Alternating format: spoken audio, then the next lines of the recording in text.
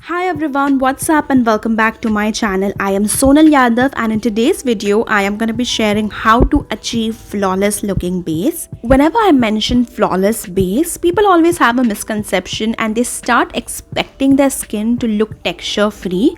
Some people also think that flawless base is something where your makeup looks like your skin. But in reality, it's not really possible. Makeup is always like a layer of product on top of your skin and it will always look like makeup. Now, as humans, we are designed to have texture around our mouth, on the forehead area and also near our under eye area.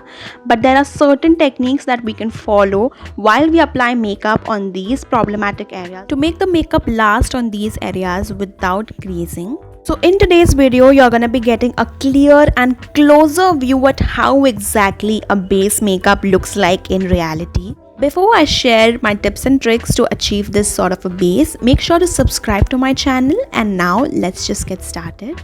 So before starting the makeup, let me give you an overview of how exactly my skin looks like naturally. This is my natural skin. I have oily skin type. I have a deeper dusky complexion, which I absolutely love.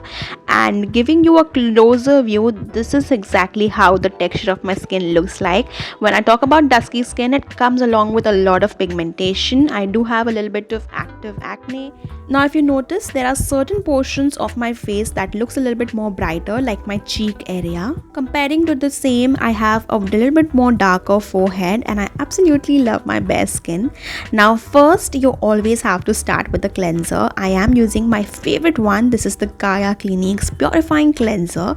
The texture of this product is clear gel-like. So this one is not a foaming cleanser, but it lathers beautifully on the skin. Whenever you are applying makeup, it's very important to start off with clean face. So my trick here to get the best effect out of my cleanser is to use it for 2 extra minutes. By doing so, your cleanser will actually perform at its best and your skin will be feeling a lot more cleaner. So after rinsing my face off, this is how my skin looks like. I think it looks a lot more brighter, glowier, and it also feels a lot more soft, to be honest.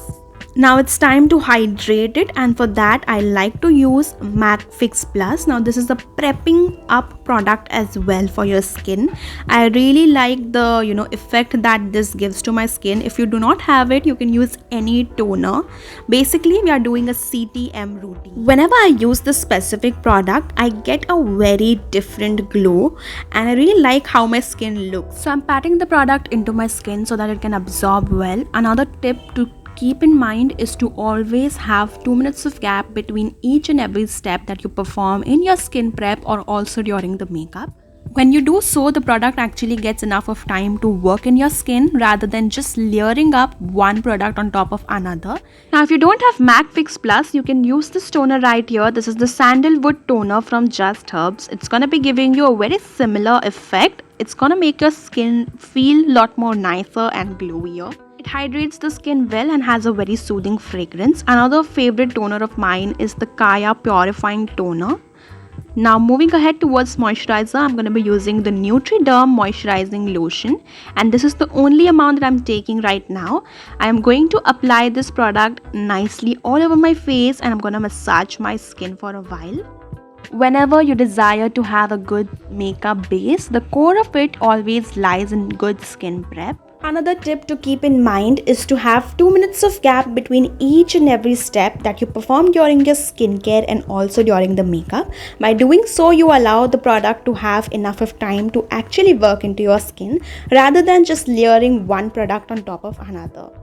Now to moisturize the lips, I'm using my favorite lip balm. This is the Plum Candy Melts lip balm. I'm going to be applying it during the beginning so that while we do our makeup, the lips gets moisturized. So now you can see that the skin looks amazingly fresh, glowy and prepped up for the base. Starting off with my makeup, the first step always has to be a primer. Being a person with oily skin type, I am going to be using a silicone based mattifying primer.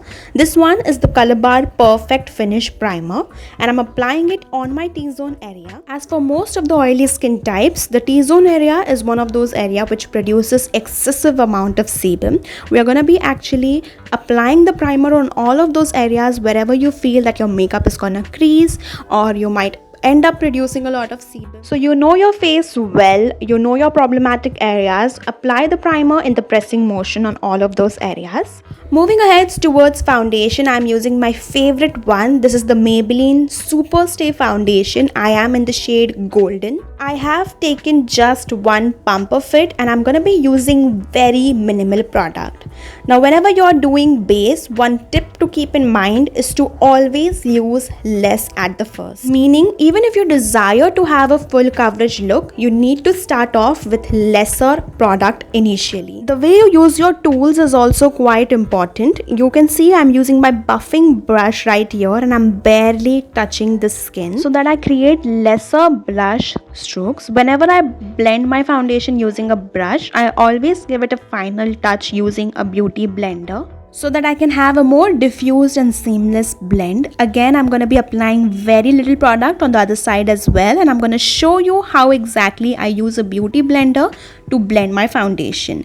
I am using a damp beauty blender, by the way, and again I'm applying very less pressure. I'm barely touching my skin and I'm blending the foundation. If you notice, I'm not dragging the sponge. I am patting it into my skin so that I do not end up losing coverage. Now when blending with a beauty blender, it obviously reduces the coverage as it soaks up a little bit of product. So I'm applying a little bit more of the foundation to get a very similar coverage as the brush side. If you are someone who is good at noticing things, then you might have noticed that I have not applied the foundation underneath my eyes because the skin underneath your eyes is very thin and it has more fine lines. So if we apply too much of product or if we apply too many layers of powders as well, it's gonna be looking a lot more wrinkly. I'm not applying any foundation there as we are going to directly apply the concealer underneath the eyes.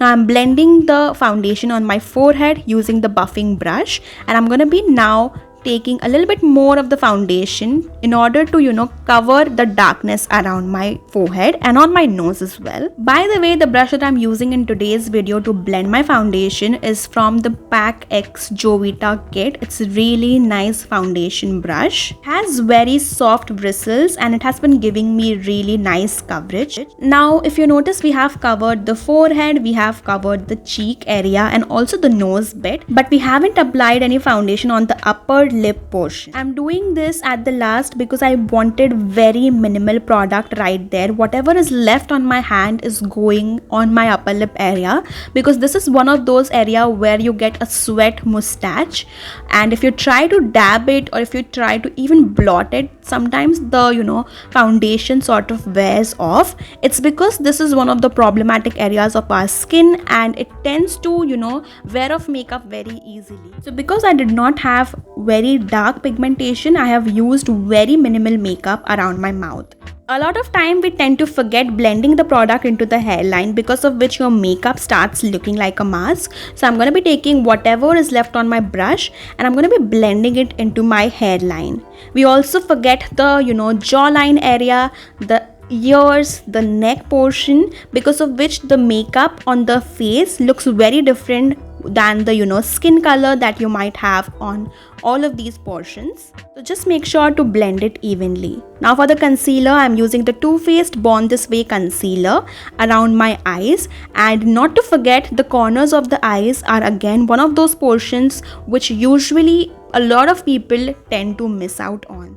So I'm gonna be applying the concealer on the corners first and I'm gonna be blending it nicely. The brush that I'm using for blending the concealer is again from the same kit. Again, I'm gonna be applying very little pressure.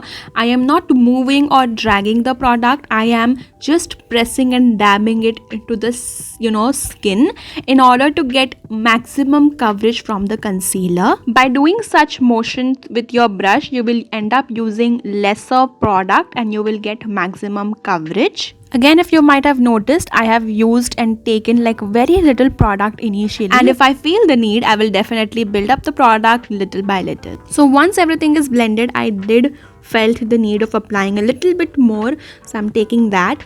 And I don't know what it is, recently I have been loving to keep my base products very minimal. The lesser the quantity, the more better it looks, the more long lasting it becomes, I feel. So yeah, I have been loving the finish of what you get when you use minimal makeup. This is how my concealer looks like. Now to set this, I'm gonna be using Fit Me Loose powder. This is one of the best powders that I've came across. I'm gonna be using this PAC Power Puff for applying the powder today. This is one of my favorite puffs to set down my face. So I'm picking up some product. I am gonna be removing the excess, and the trick that I like to do is I like to just dab off excess powder on the back of my hand. When you do so, all the crumbled portions of your powder gets very mildly blended, and you just need to settle in your creases, blend it nicely first, and then apply and press the powder using the puff. Now when you do this with a puff rather than sponge or brush, it gives you a little bit more of a airbrushed look. Because we have dabbed off the excess and we are using pressing motion, you literally lock your base with minimal amount of powder. This way your face does not look cakey, and it also lasts throughout the day. You also get smaller puffs from PAC Cosmetics, which are quite more affordable, so I would highly suggest getting this one. It really makes a lot of difference. Now blending the creases again on my eyelids, and I'm gonna be applying the powder a little bit there as well, so that the eyelids won't crease. I am using the Fit Me powder, which is a shade lighter. I have used it only on the concealed areas. For the rest of the face, I'm gonna be using a compact powder. So for compact, I'm going to be using the Colorbar powder foundation. This is in the shade PF11. They have quite a lot of shades in this, so you can check it out even if you're dusky. I'm going to be lightly dabbing and dusting the powder on the smile lines, on the areas where I know I might form creases later on. The reason why I'm using very minimal product on these areas is because we have lot of fine lines and smile lines around our mouth. So if there are too many layers of products around our mouth, and when we talk or when we simply smile or make faces, the foundation or the base makeup around the mouth will obviously move and it will form cracks or fine lines. To avoid that, I have used very minimal product, and on all those areas where I know I do not need a lot of powdering, I'll very lightly dust the powder using the brush in order to have very minimal product, just to set the liquid base so that it does not transfers or move. So I'm just taking this bigger brush to cover bigger portions of the face, like the forehead, the jawline area, and also around the neck.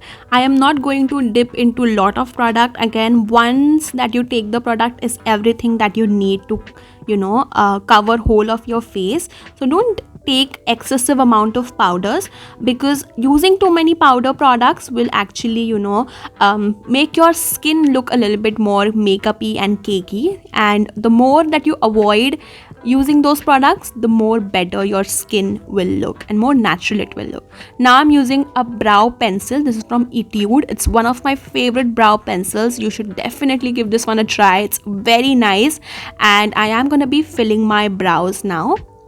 So first I'm just going to draw a structure, a shape to it, so that I get an idea of where exactly I need to fill in more. To be honest, I usually do not show how I do my brows on camera because I just feel nervous when I do it on camera. But trust me, the end result is what I feel is, something which I really like. It might look a little bit too dark because right now we are not done with the face. The face is very flat because it's just having foundation.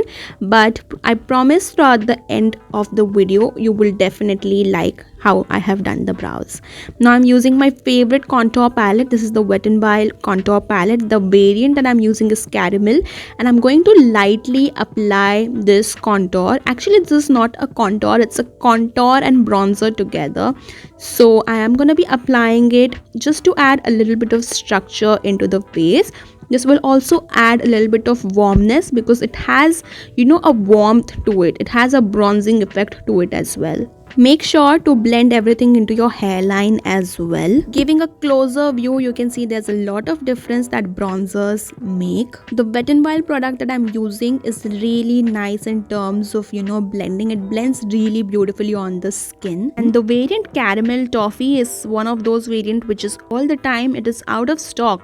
You're very lucky if you actually end up finding it online. I'm gonna be using that same bronzer on my nose as well to add a little bit of structure to the nose. So I like to blend the nose contour to the inner corners of my eyes. I think that way it looks a lot more blended rather than just drawing like two, strokes of line.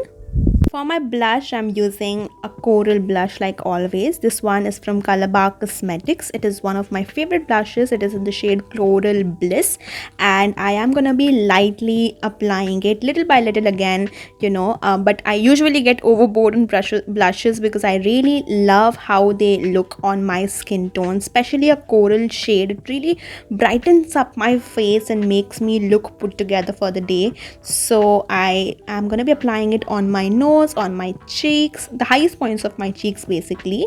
And for highlighter, I'm using the PAC Killer Glow Highlighter. So for today's look, I am going to be keeping my highlighter very subtle. And if you noticed, I have used a same brush for applying my highlighter, blush, contour. So the leftover amount of blush and contour on the brush will also help your highlighter to sort of blend seamlessly. And I really like to use one brush for applying all these products. Now for my setting spray, I'm using a sponge, spritzing a lot of it on my sponge, and then I am gonna be dabbing the sponge on top of my skin. This will melt all the powder on top of the skin, and your makeup, the foundation and the powder, will become one. By this way, it will also have a little bit of shine. So just in case if you want a little bit more of shine on the matte base, you can use a dewy setting spray. Now here I have used a matte setting spray, and it has literally added so much more of a nicer effect to the skin. You can see this is like a magical technique that you cannot skip out on if you want a really nice non-powdery base. Giving you guys a closer look, this is how my base looks like. I know it looks stunning. I get so many compliments on my base. Even when I meet people in real life, I get so many compliments, especially when it comes from makeup artists. I just get so happy, and I think these techniques really make a lot of difference. If you pay attention at small details, it really makes a huge difference. The way you prep up your skin, the way you apply your foundation, the quantity that you are using, the way you blend it makes a lot of difference. You can see that my foundation has not cracked. It is looking amazing underneath the eyes, on the forehead as well. There are very less fine lines जिसके अंदर settle हुआ है product. It looks really nice overall, and to be honest, the puff also makes a lot of difference. And yeah guys, with that we come towards the end of today's video. Let me know in the comments down below what you want to see next, and like this video, subscribe to my channel, and I'll be meeting you in my next one. Until then, please take care. Bye.